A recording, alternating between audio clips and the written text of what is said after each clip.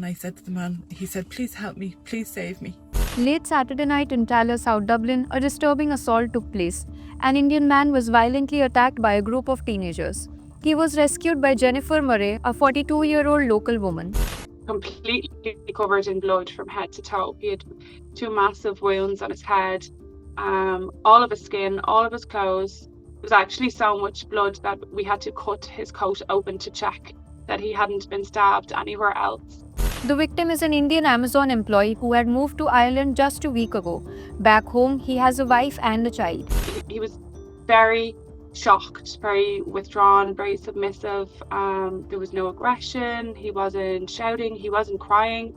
He was completely reserved. Mobile footage from the scene shows the man covered in blood as the one taking the video hurls insults at him. Get the out of this estate now!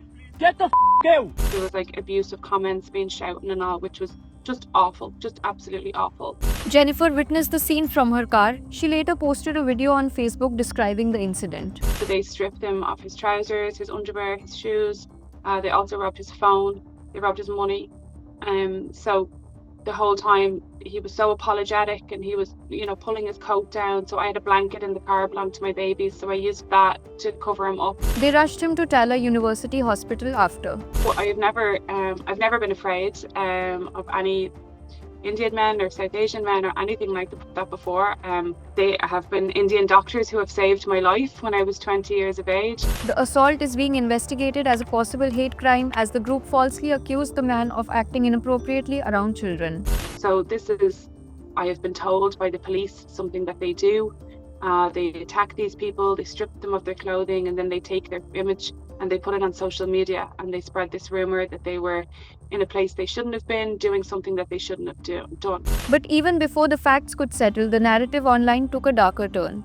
Tweets demanding mass deportations, blaming immigrants for rising crime, and even justifying the violence began to gain traction. There was no evidence. There never is evidence in these cases where these rumors are spread. You will never see evidence of the supposed crime being committed. All that is evident is the actual crime which is committed, which was a complete racist attack. When asked about the rise of the far-right sentiments, Jennifer said, I do see a rise in people who are very loud about being very negative.